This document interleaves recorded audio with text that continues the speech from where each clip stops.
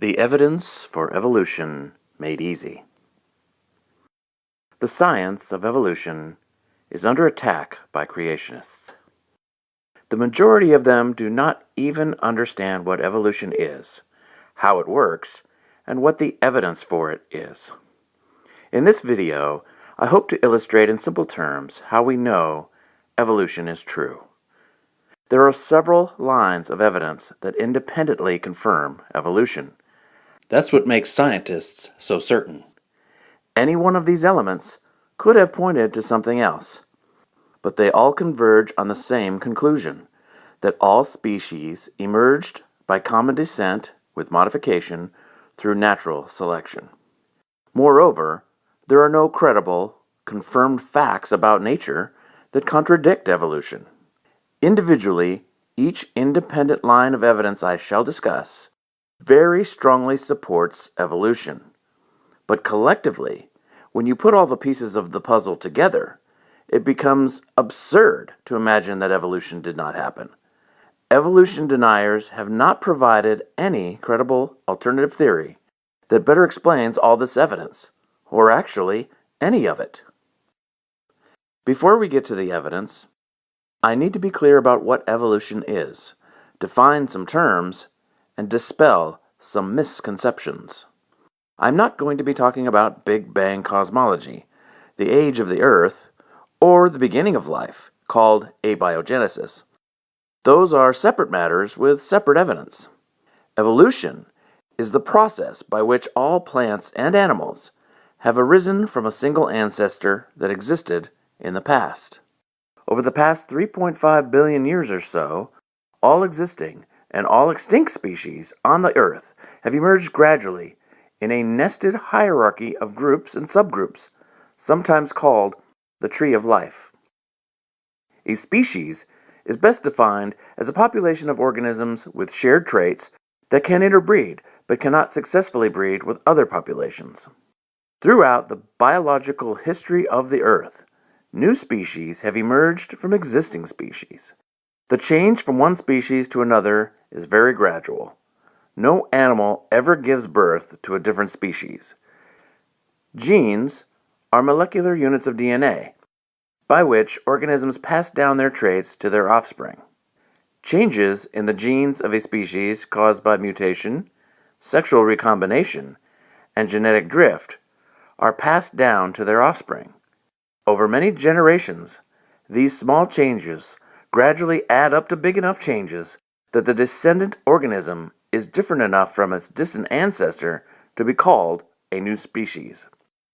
Like a boy becoming a man, there is no single moment in time we can point to when the change occurred. It is very gradual. Evolution does not predict that a dog will give birth to a cat, or a half dog, half cat. It does not work like that. Natural selection is the key driving force of evolution. It is a natural process by which the beneficial changes tend to increase in a species and the detrimental changes tend to decrease. This occurs because those animals best suited to the environment tend to survive and procreate and thus pass down their genes a little bit more than those animals without the best traits. Each successive generation then tends to contain more of the beneficial genes and fewer of the less beneficial genes. Over many generations, this produces new versions of the ancestor animals that have changed features, new features, and even diminished or removed features. As groups of a species migrate to different environments, or the environment changes around them, their descendants tend to adapt differently, thus splitting a species into two or more subspecies.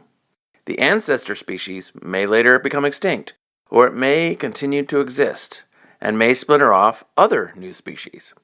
Often, one group will change faster than another group, because the selective pressure is greater. This is why we find creatures today that are more like their ancestors than their related species, such as humans and chimps. We share a common ancestor with chimps that was neither chimp nor human, but that ancestor looked more like a chimp than a human, as humans have changed more. All living species are related to each other, like distant cousins. The more recent the common ancestor, the closer they are related. This is exactly what the evidence shows, as I will explain. Fossils. The most tangible and obvious evidence for evolution is the fossil record. It is important to know that the process of fossilization is rare, and therefore the record is very incomplete, and it will always have gaps. Despite this fact, there are a great many species for which we have tremendous fossil evidence of their evolutionary change. The geologic column is what scientists call the layering of sedimentary rocks found all over the Earth. Although it does not exist in a single continuous column that we can see, we do find large segments of those layers exposed at the surface due to erosion and other geologic effects.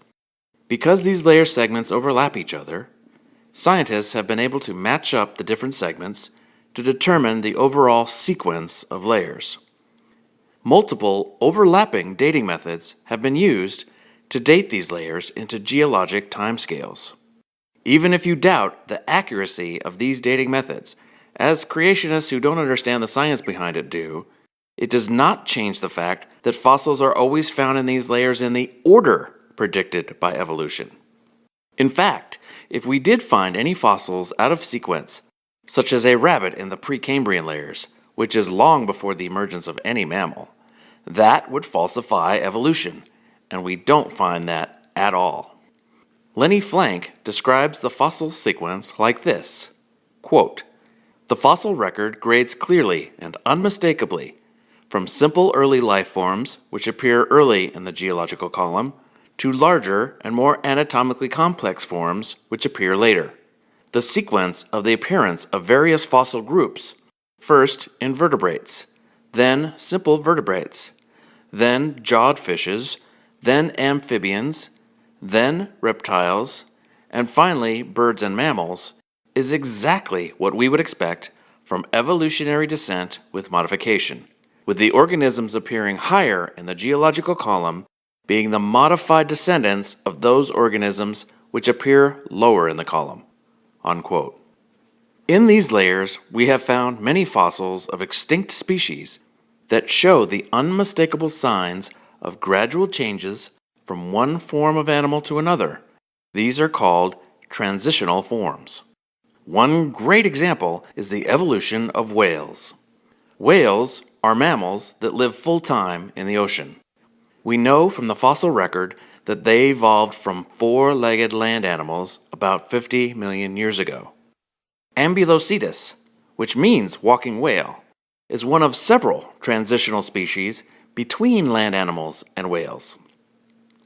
It had 4 legs, and it was clearly a water dweller, as its back legs were better adapted for swimming than for walking on land. And it probably swam by undulating its back vertically, as otters and whales do. Scientists consider Ambulocetus to be an early whale because it shares underwater adaptations with them. It had an adaptation in the nose that enabled it to swallow underwater, and its ear bones had a structure like those of whales, enabling it to hear well underwater, the same way that whales do, by picking up vibrations through its jaw. In addition, its teeth are similar to those of early whales. Its fossils have been found in the geologic column before modern whales and after more primitive tetrapod mammals, just as evolution predicts. What's more is we have discovered other transitional forms appearing after Ambulocetus that show the gradual migration of the nostrils from the front of the nose to the back of the head to become the blowhole, which made it possible for them to breathe without lifting their head out of the water. In some whales today, this blowhole is still split into 2 adjacent holes, and in others it is a single opening. Despite what creationists say, we have numerous other fossil transitional forms. Like Ambulocetus, these species share some traits with their ancestors and some with their descendants, and they are always found in the geologic column in the expected order. Here are just a few. showing a transition from fish to tetrapods, we have Tiktaalik, Ichthyostega, and Ventostega. From dinosaurs to birds, we have Archaeopteryx and Sonornis. From synapsids, which were large terrestrial vertebrates, to mammals, we have Dimetrodon and Diarthrognathes. And from primitive apes to humans, we have Ardipithecus, Australopithecus, and Homo erectus. Phylogenetics. As I already mentioned, the entire plant and animal kingdom is arranged in a complex hierarchical tree based on comparisons of physical traits. The study of this tree is called phylogenetics, and it is significant evidence for evolution because the similarities of animals in each group are a direct result of their common descent. For example, all mammals give birth to live young, produce milk to nurse their young, and have hair or fur covering their bodies, because those traits all came from their common ancestor that branched off from other tetrapods many millions of years ago and developed those traits. Once these types of major changes develop, they tend to remain unchanged in all the descendants for millions of years, even as they branch out into subgroups and species. And significantly, we don't see a mixing of these traits with animals outside the major group. There are no reptiles with fur, or birds that give birth to live young, because reptiles and birds are not mammals and did not descend from the early mammal species that was the ancestor of all mammals. It's not just the similarities within the groups that's important, but the arrangements of the differences. Creationists claim that these common traits are simply due to a common designer, but that does not explain why the common traits are only shared with members of the group, rather than all mixed in with other groups. There is no reason for an intelligent designer to create creatures in groups that only look like they inherited their traits from a common ancestor. A common designer would just add traits to any animal as it pleases, and there would be all manner of mixing of these traits. But we do not see this. In fact, a crocoduck, or anything like it, that shares traits from two diverged existing groups would actually be evidence against evolution, not for it. Interestingly, what appear to be exceptions to this rule also turn out to be evidence for evolution. Bats, for example, are mammals that fly. But they have no feathers, and their wings are very different from the wings of birds. Their wings are actually a webbing that extends from their elongated and articulated hand and finger bones down the side of their body, and it attaches to their back legs. They achieve lift by flapping this webbing with a hand-waving gesture. In contrast, birds get lift by flapping their rather stiff, feathered wings at the shoulder, and use their tail for stability and steering. These differences are due to the fact that bat wings evolved separately and independently from bird wings. This is called convergent evolution. Evolution found a different way to fly.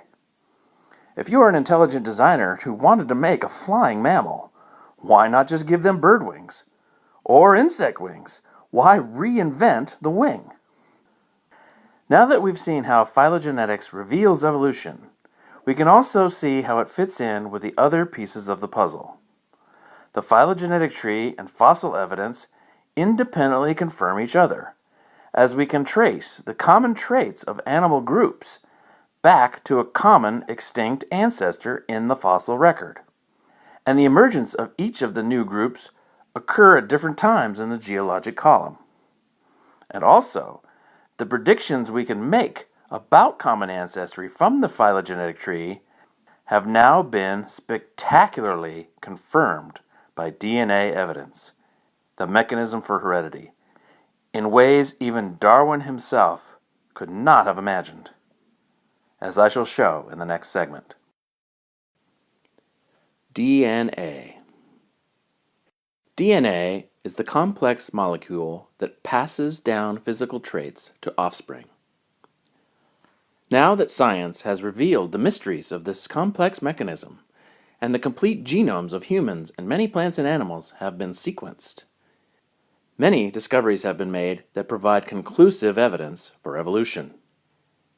Those species that are closely related based on physical traits also prove to be closely related by matching up their DNA.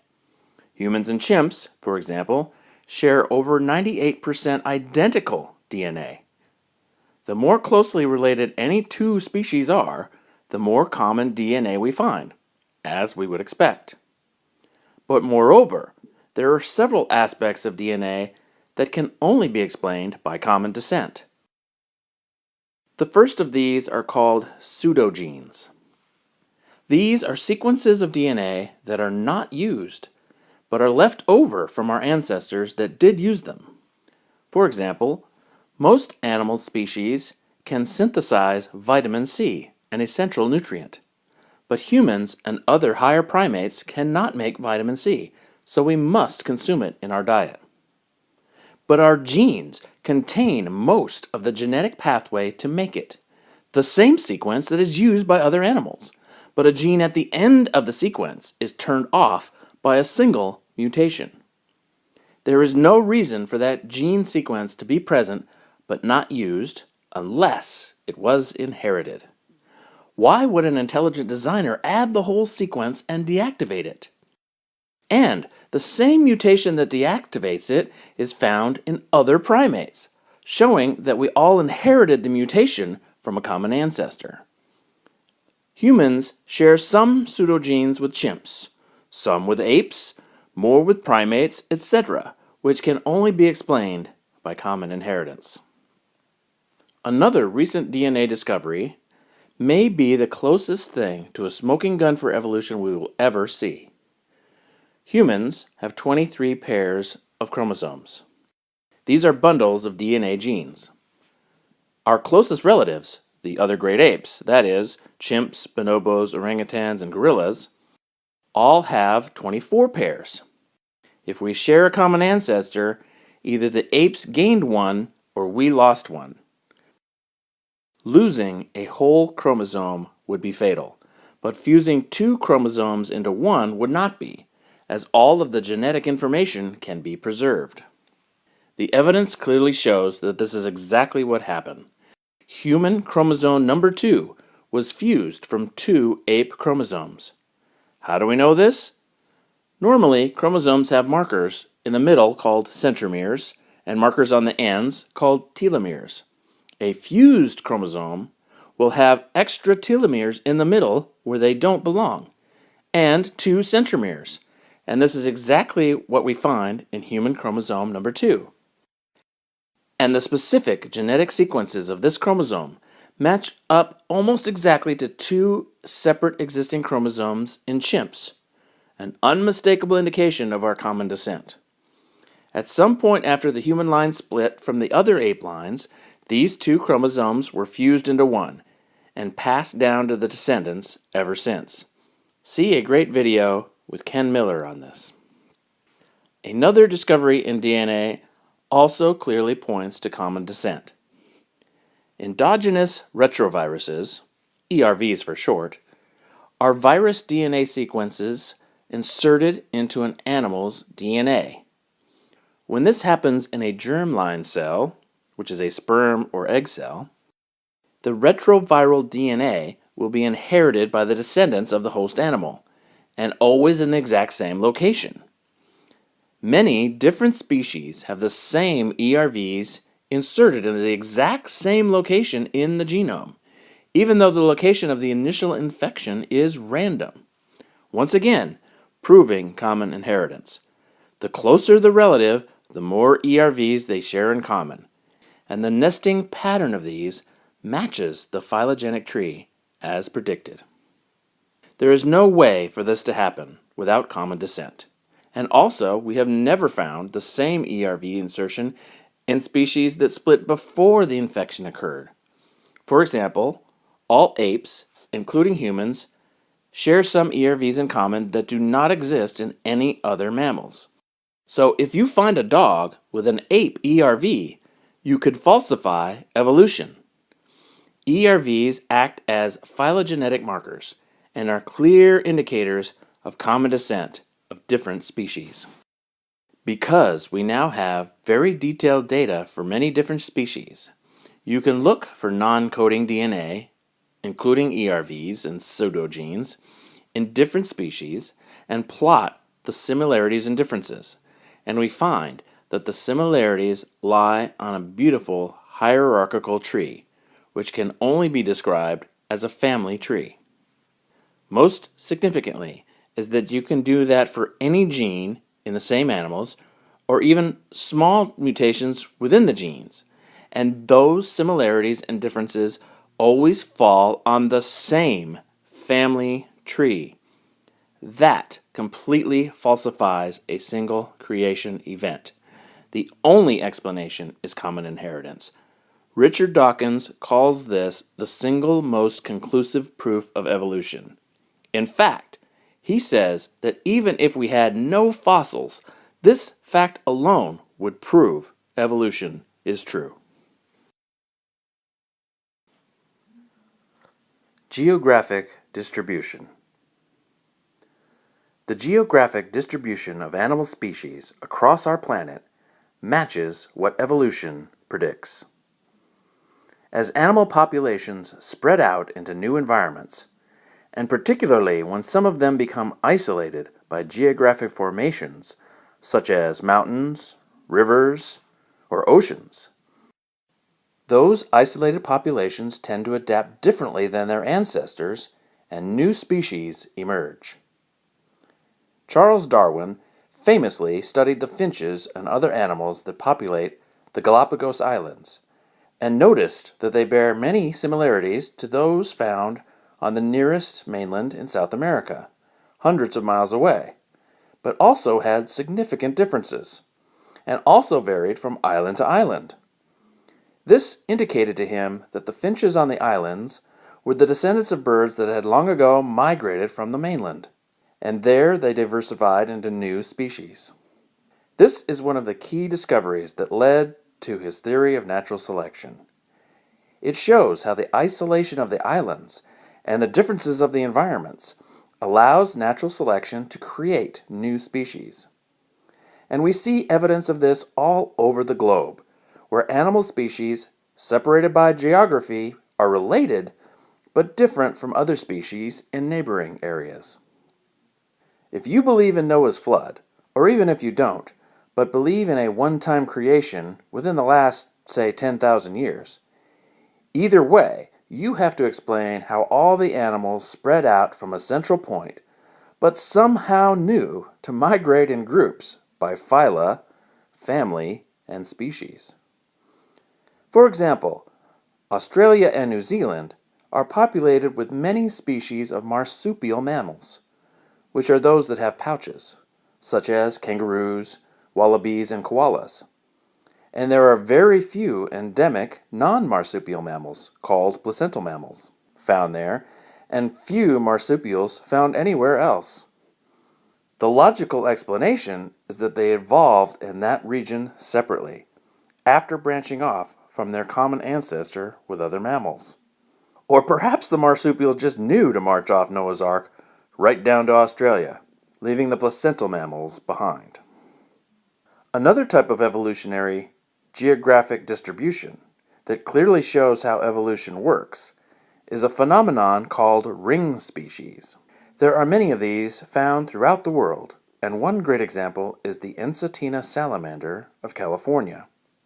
Ring species occur when a species becomes geographically distributed in a circular pattern over a large area, often around a physical barrier, in this case, the large central California basin.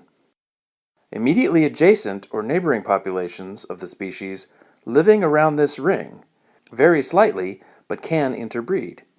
But at the extremes of the distribution, the opposite ends of the pattern that link to form a circle, natural variation has produced so much difference between the populations that they function as though they were two separate, non-interbreeding species.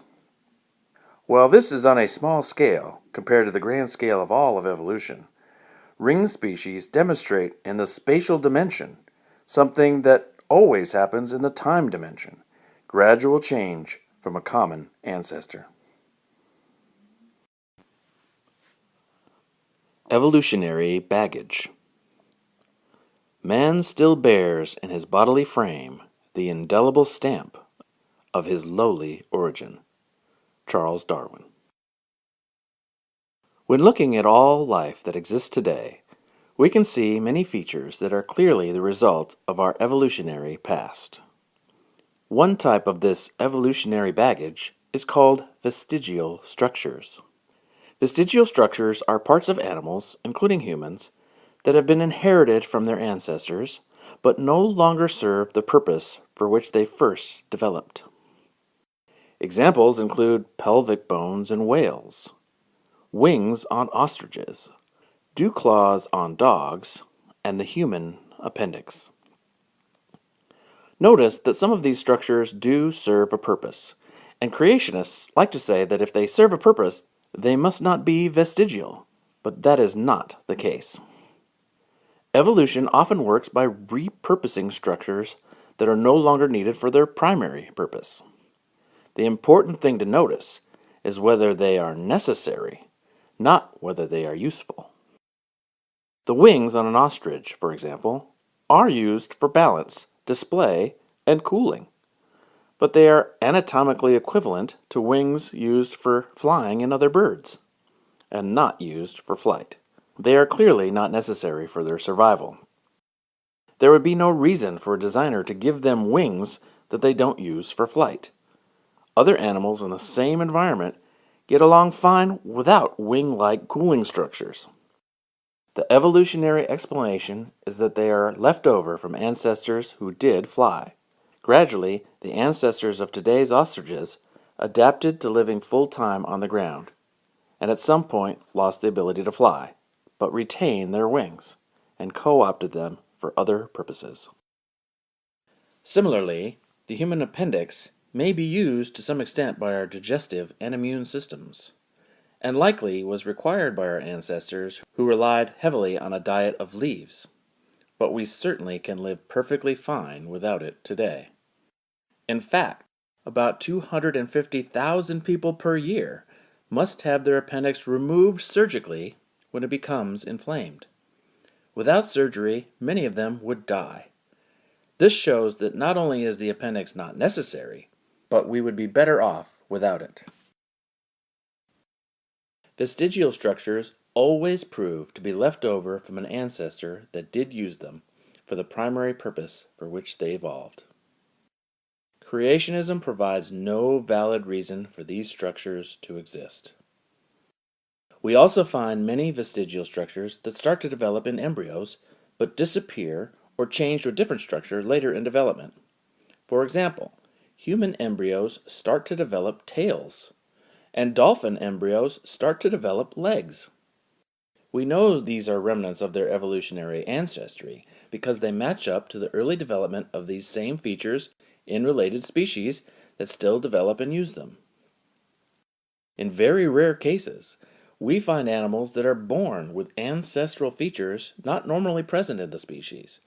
These are called atavisms. They occur when an existing gene that is normally deactivated in a species gets reactivated by a mutation, allowing the ancestral feature to partially or even fully develop. Observed examples include dolphins born with legs, and even some humans born with tails, some of which even have articulated vertebrae and the muscles to move them. Only evolution can explain this. Also, there are no atavisms observed that evolution would not predict. We find no nipples on birds, or horns on apes, or anything of the kind that does not fit the evolutionary model. Another type of evolutionary baggage is what I would call bad design. Evolution works mostly by building on and modifying the structures it already has available, without the benefit of foresight or the ability to go back to the drawing board and start from scratch. And we see signs of this all through nature. A great example is the recurrent laryngeal nerve. This is a nerve in all mammals that connects the brain to the larynx, or voice box. Because of the way it evolved, it exits the brain, passes by the larynx, and loops around a major artery near the heart, and then back to the larynx. There is no functional reason that it loops around the artery, only an evolutionary one. It evolved in the fish-like ancestors of modern tetrapods, traveling from the brain past the heart to the gills as it does in modern fish. Over the course of evolution, as the neck extended and the heart became lower in the body, the laryngeal nerve was caught on the wrong side of the heart, creating an unnecessary detour. In humans, this is a small detour of just a few inches. In giraffes, the round trip down the long neck and back up measures about 15 feet. No intelligent designer would do that. If you are a male over the age of 50, you may have already experienced discomfort or pain caused by another example of bad design. The prostate gland is a reproductive gland in male mammals that surrounds the urethra. There is no functional reason for it to be wrapped around the urethra, but it is there because it evolved from tissues inside the urethra. Unfortunately, this gland is prone to infection and swelling later in life, causing difficult and painful urination, and in some cases, requiring surgery. No intelligent designer would wrap a gland that swells around a collapsible tube. If any of this evolutionary baggage really was the work of a designer, many of his designs are illogical, inefficient, useless, redundant, and even harmful. In other words, not very intelligent. But they make perfect sense in light of the way evolution works. Evolution actually does perform design, in a sense, but it is a bottom-up, stepwise improvement type of design, rather than a top-down, purposeful, and pre-planned design. And when you look closely at the natural world, this is very obvious. Direct observation. Creationists sometimes say that evolution cannot be proven because it has never been seen to occur. This is not a very reasonable requirement when you consider that evolution almost always takes hundreds or thousands of generations to produce significantly different new species. When shown examples of speciation that we can observe within our lifetimes, creationists claim that that's just adaptation, not speciation, and that adaptation has limits. However, none of them have ever been able to demonstrate, or even propose, a biological mechanism which stops small changes from accumulating into big changes. A journey of 1,000 miles always begins with a single step. The same is true for evolution. Mutation and natural selection modifies the descendants of animals very gradually, generation after generation, into new animals, accumulating small beneficial changes into big changes. Despite the long time scales ordinarily involved, there are many cases of evolutionary change we can directly observe within a reasonable time frame. One great example of this is the lizards of Podmurcaru Island.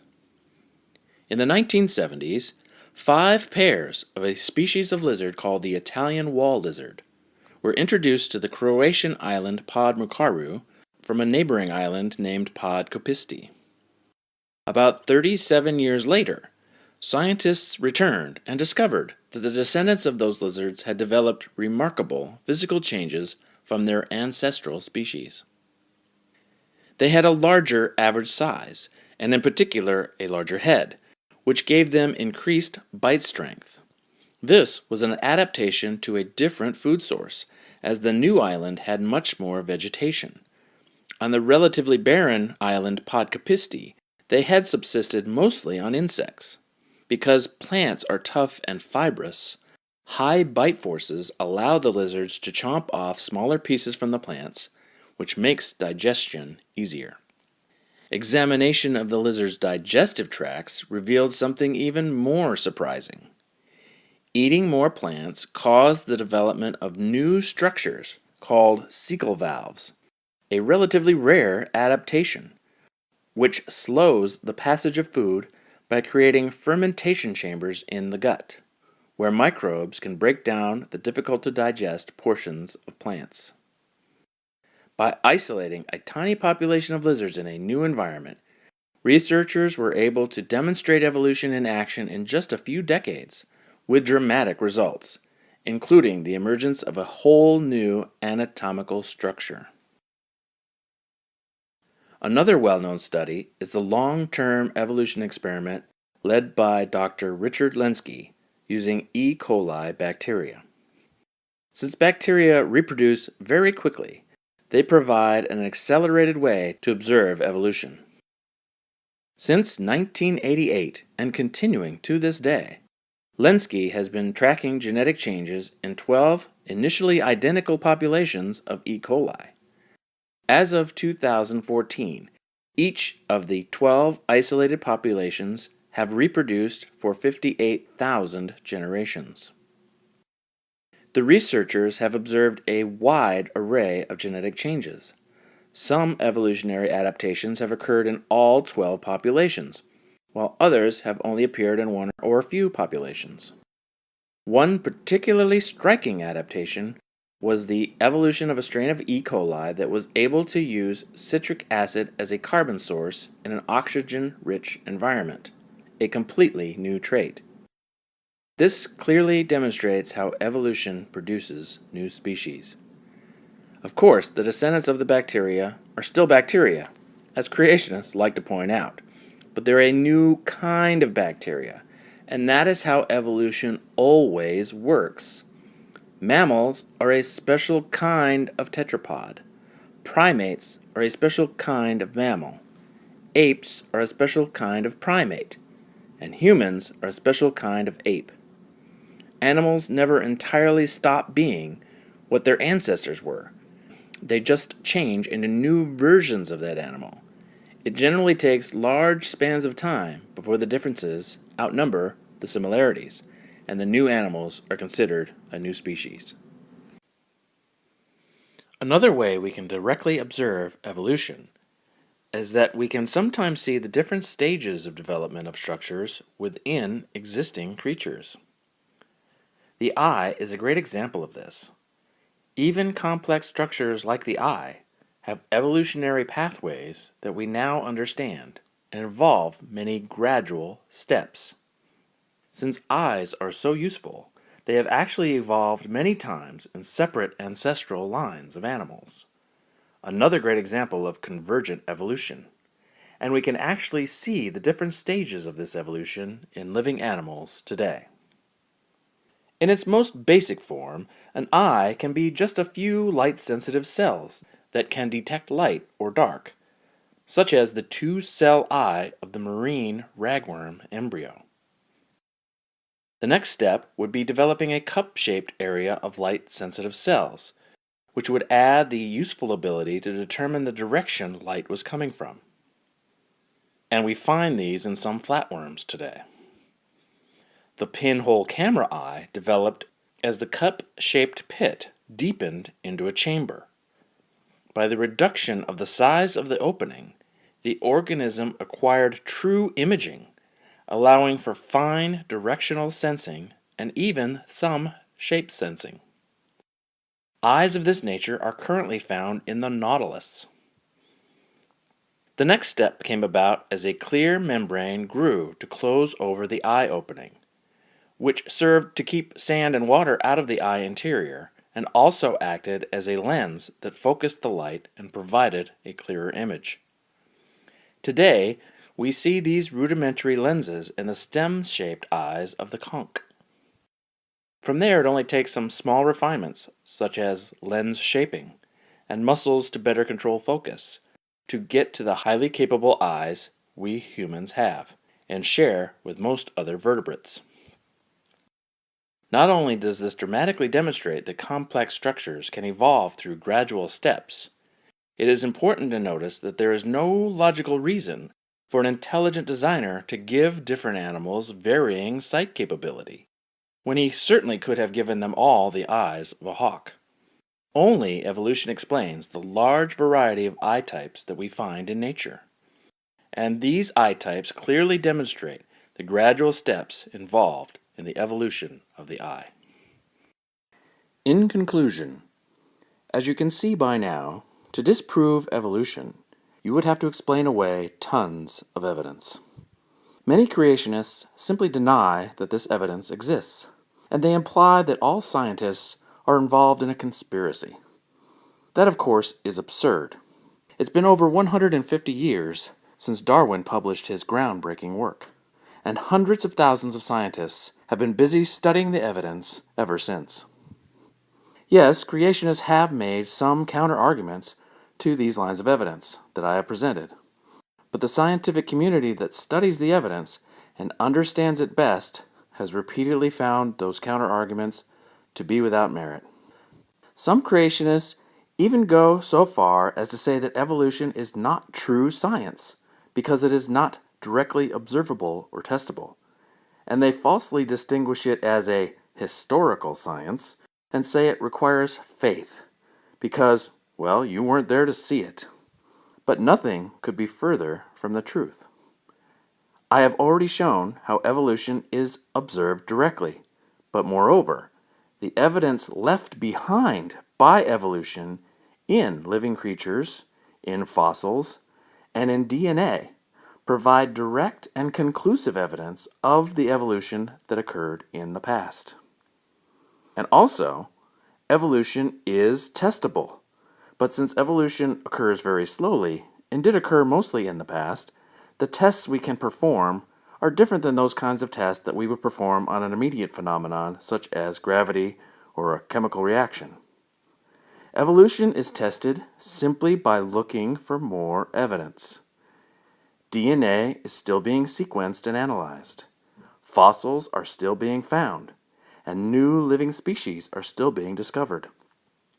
Time and time again, these new discoveries fit the evolutionary model, and none contradict it.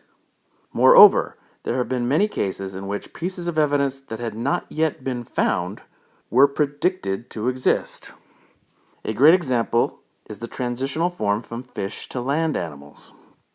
Based on the evidence already gathered and an understanding of evolution, scientists predicted in which geographic location and in which layers of strata such a transitional fossil might be found. And after looking in those places, the discovery of Tiktaalik fulfilled that prediction. Also, all scientific claims are always open to falsification, and scientists actually work hard at proving each other wrong, and often do. But while some of the details of how evolution works are still being discovered and debated, no one has ever come close to falsifying the fact of evolution, or discovered any evidence that calls it into question, or provided a better explanation for the evidence we have. With all these confirmed lines of evidence, and direct observation, and testability, and predictive ability, and falsifiability, evolution meets all the criteria of a real science.